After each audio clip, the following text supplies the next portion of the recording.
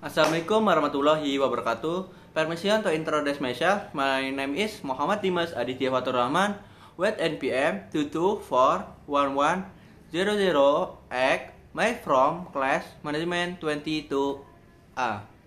Next, here I will explain material about risk and return. Next, definisi of risk and return. Risk can be said to be an opportunity for loss to occur. In time of investment, the loss is a loss of money. Risk means the possibility of an undesirable outcome occurring or the opposite of the desired one. Meanwhile, the rate of return is the profit that will be obtained or can be interpreted as compensation.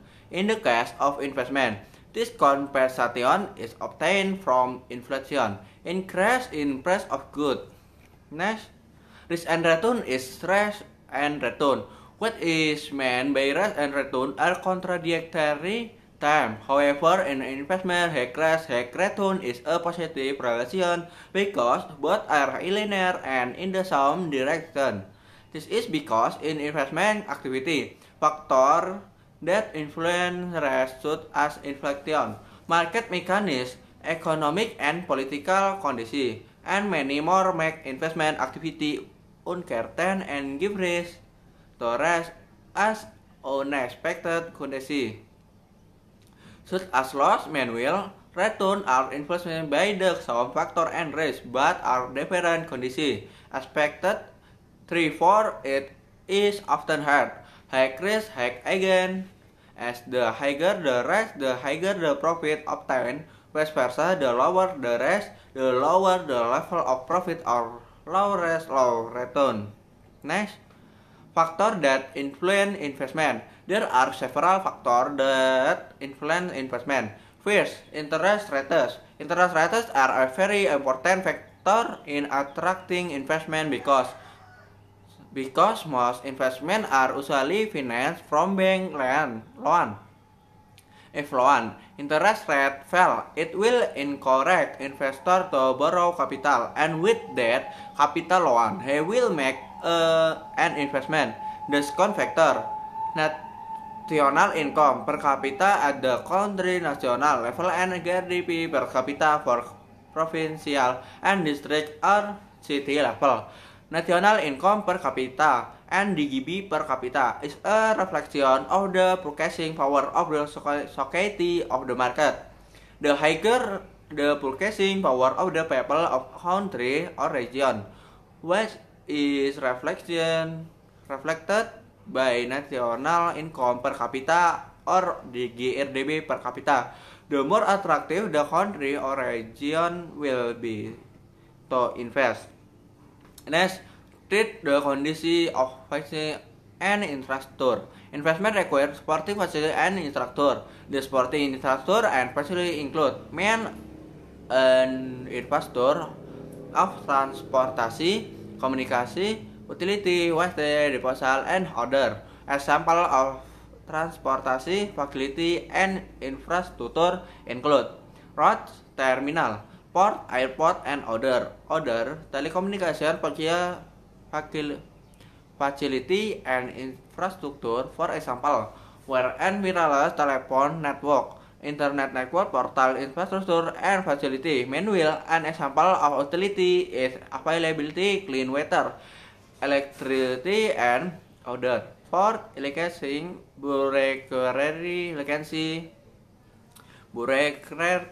is a very important factor in affecting investment due to bureaucracy. Length increases cost for investor. Bureaucracy along one will increase the cost for entrepreneur because it will extend the time dealing with authorities.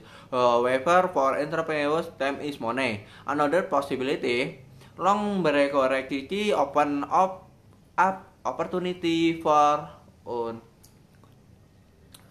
scrupulous individual government official to extract profits from the entrepreneur in order to shorten bureaucracy. The fit the quality of human resources. Recently, quality human have become quite an important investment attraction.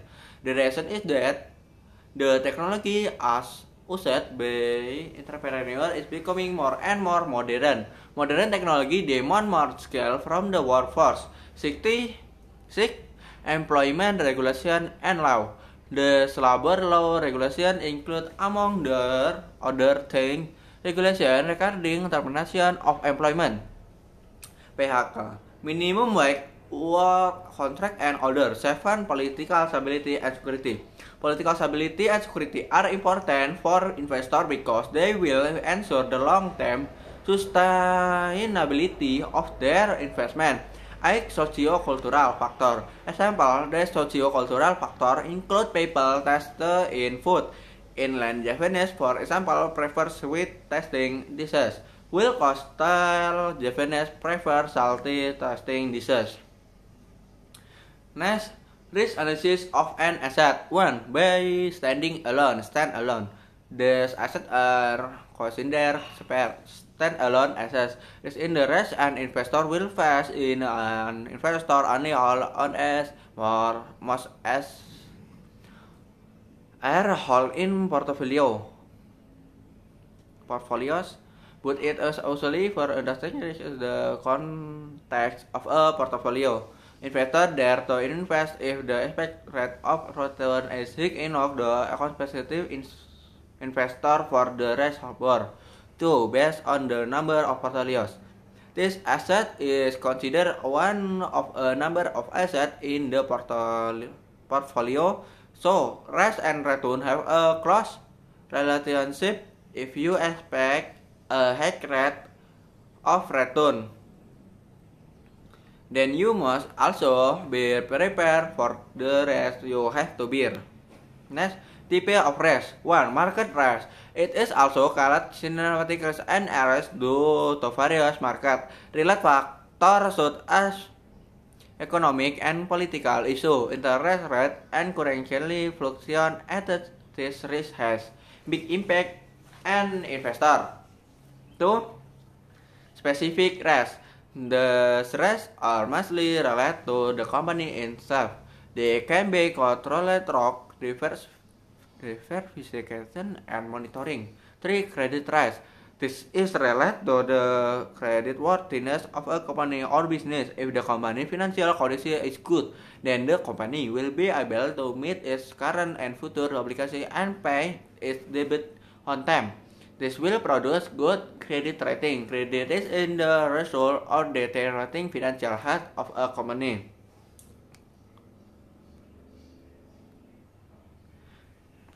Liquidity risk. This is the result of a company's inability to earn good revenues to meet its financial obligations and maintain high working capital. Interest rate risk. Fluctuating interest rates in the economy and can affect a company's borrowing capacity. Inflation causes the erosion of the value of investment and the value of future cash flow. Example of risk and return. The following are some examples of risk and return in investment. High risk, high return. Share or proof of ownership of a company's stock have the potential for high return, but also have high risk is because share prices can change quick, depending on company performance and market conditions. Conclusion. Even though fixed income financial instruments are the safest type of financial investment compared to the other type of investment in the financial market, they are also not free from risk, both in the form of systematic risk and thematic risk. In determining investment decisions related to fixed income security, investor can measure the risk and return performance of fixed income financial instrument in order to maximize profit and reduce the risk of investment losses. Using commonly used analytical tools such as risk-adjusted return Sharpe ratio, Rino ratio, and Jensen ratio, as well as other analytical tools. The openness of information released by several parties to the public space, such as from the OJK, Bank Indonesia, and several other data sources, allow investor to immediately use this data source in measuring their investment performance. That's all my presentasi. I say thank you. Wassalamualaikum warahmatullahi wabarakatuh.